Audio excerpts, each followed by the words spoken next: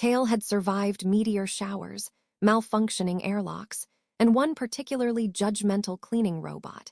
Yet nothing unnerved him like standing in front of 6 alien diplomats who were all attempting to imitate a human nod. Their heads bobbed out of sync like confused birds encountering gravity for the first time.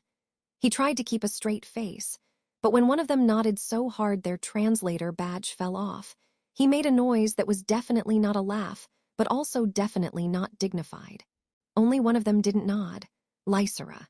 She watched him with that intense, unblinking curiosity that made Kale feel like a puzzle she couldn't quite solve. Her long, delicate ears, almost elven but with a subtle metallic sheen, tilted toward him like satellite dishes tracking a faint signal. Whenever she focused on him like this, he instinctively checked if he had food stains on his shirt. Usually he did. She raised a hand, elegant and precise. "Human Kale," she began, "I have a new question regarding your species' peculiar emotional rituals." Kale closed the instructional holopad with the resignation of a man who knew the universe would never allow him a quiet afternoon. "Of course you do," he muttered, then added more professionally, "What would you like to know today?" Lysera tapped her wrist console, projecting a recording of 2 human crewmates greeting each other earlier that day. They hugged, briefly and warmly. Lysera watched the loop as though observing a dangerous experiment.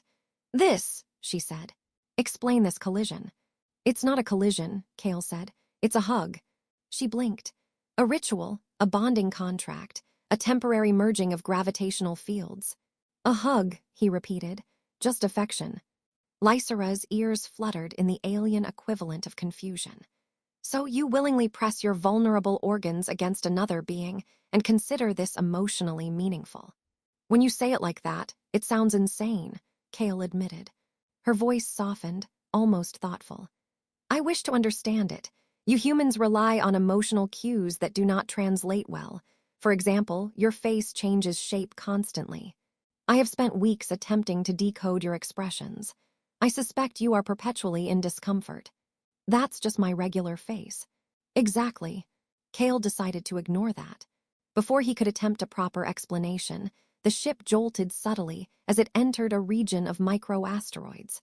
The Lunaris 5 shields shimmered blue outside the observation window. Lysera barely glanced at it. Kale, meanwhile, tightened his grip on the railing like a man preparing for a scenic but unwanted death. She always found his reactions fascinating, though she did at least refrain from taking notes when he panicked, something he appreciated deeply. Lysera stepped closer. "Human Kale, will you demonstrate the ritual with me?" He nearly swallowed his tongue. "A hug, with you." "Yes, I require first-hand experience. Second-hand observation is insufficient. My research demands accuracy." Kale's mind raced. Not because hugging an alien was forbidden. It wasn't, technically.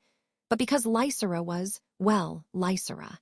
Tall, graceful, eerily calm, and equipped with ears that betrayed her emotions far more than her perfectly neutral expression ever did. He had once seen her ears curl backward when she tasted human coffee.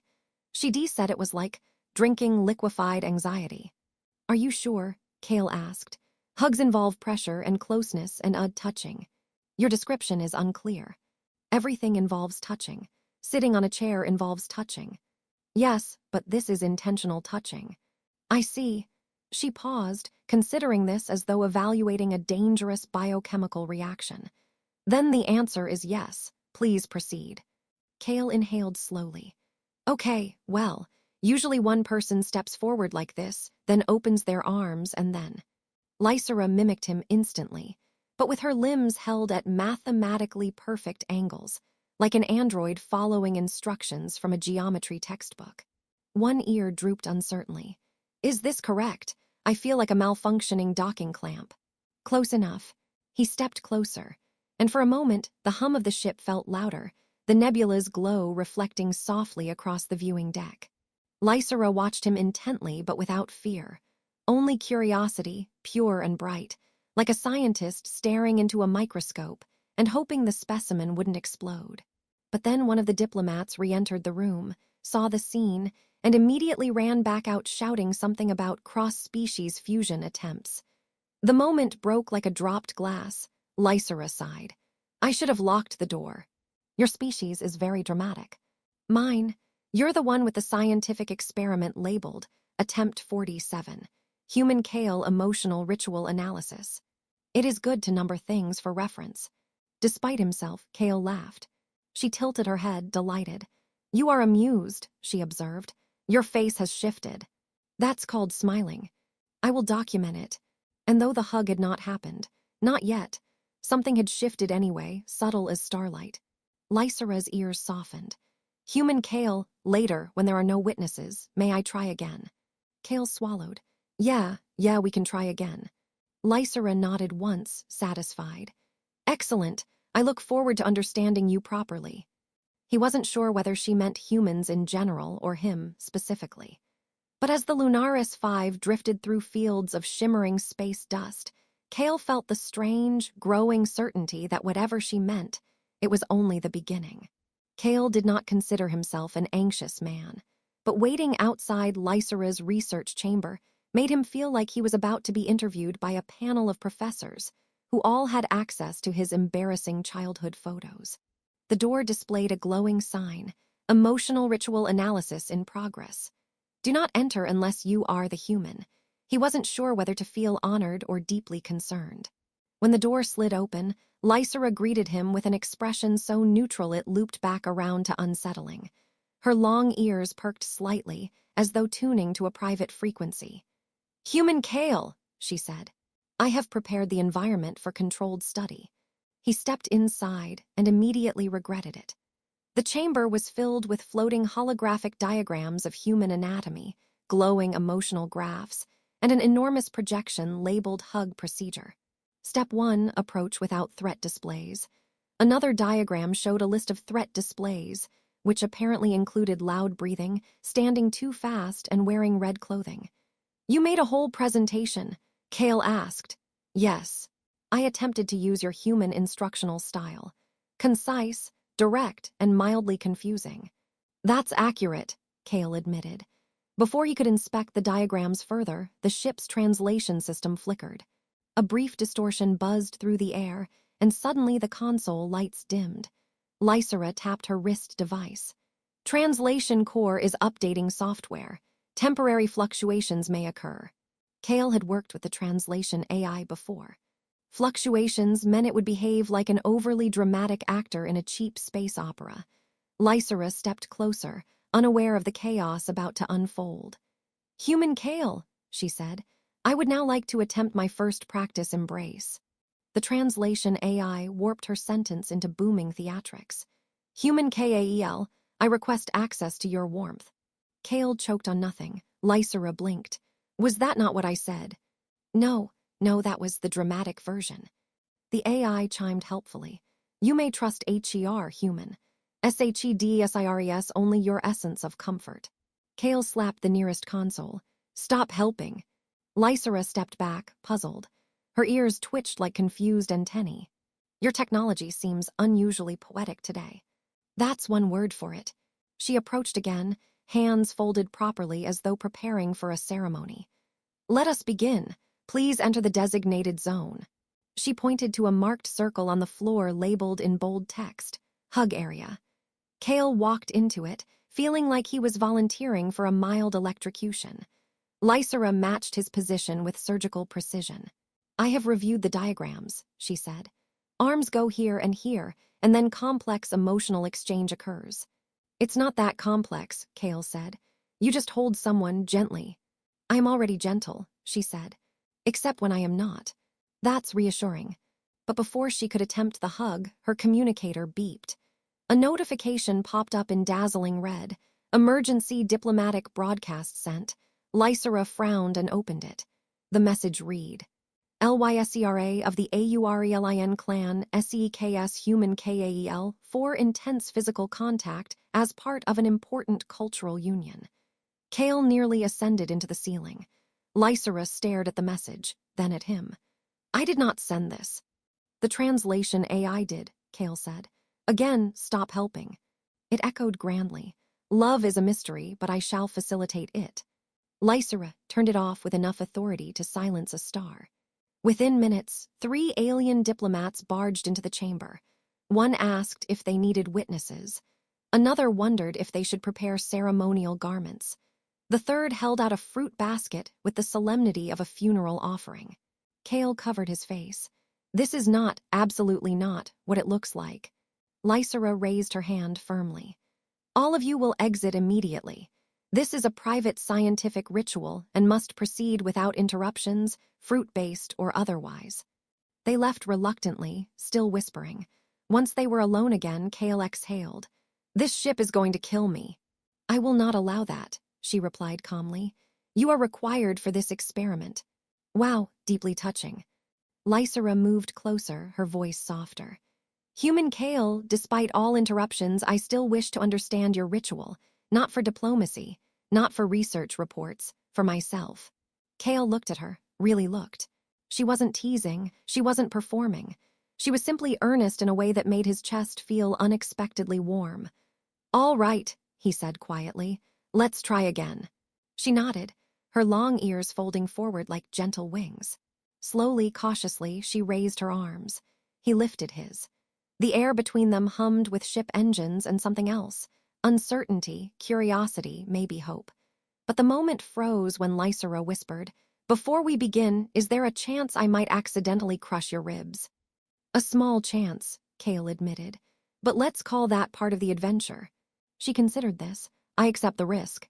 And as she stepped into the embrace, carefully and with trembling precision, the ship drifted through glowing cosmic dust.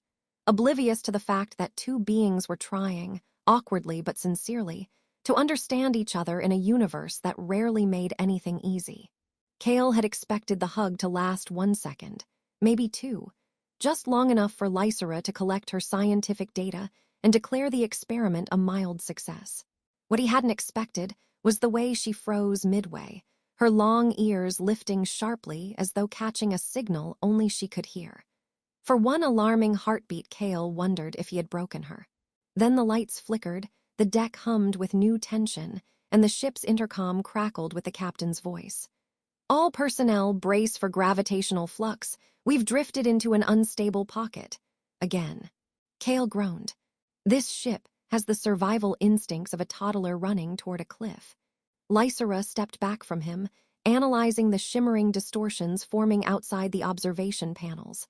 The spatial membrane is thinning, she said, calm as ever. We may experience minor reality overlap. Kale remembered what minor reality overlap meant. 2 minutes of the universe behaving like a bored magician. Objects drifting upward, sounds arriving before their sources, doors opening into hallways that didn't exist yesterday. The last time it happened, a diplomat had argued with a floating chair for 20 minutes. Lysera touched her wrist console. Stabilizers are offline. Human Kale, your help is required. He blinked. May. Help with a space-time anomaly.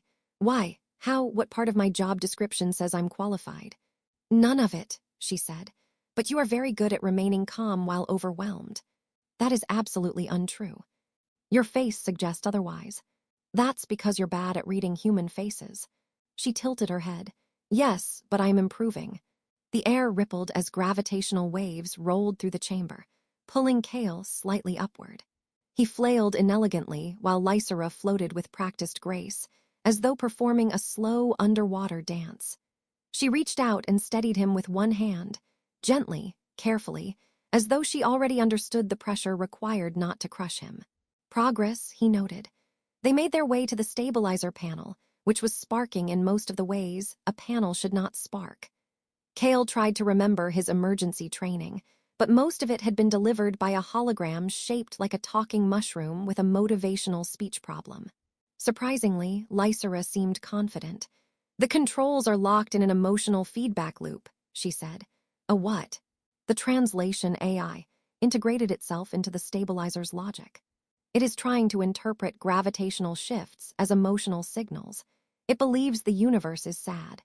Kale stared. And what do we do about that? We reassure it. You want me to emotionally counsel the stabilizer? Yes. You are a human. Humans excel at comforting unstable systems. Kale had never been insulted so politely. Nevertheless, When the next wave of warped gravity rolled through the chamber, he planted his feet and put his hand on the flickering console. "Okay, buddy," he murmured. "The universe isn't sad, just complicated, like Lysera trying to understand sarcasm." Lysera blinked. "I understand sarcasm."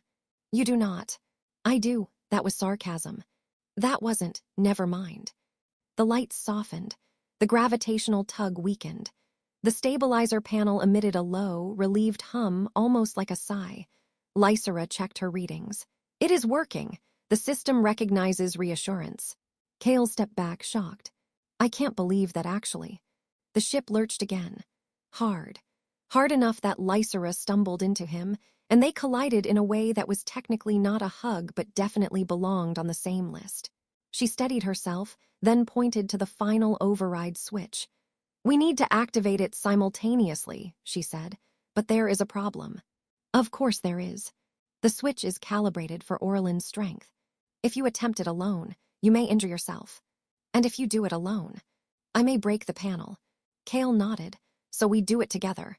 Her ears lowered, not with confusion this time, but something quieter, something thoughtful.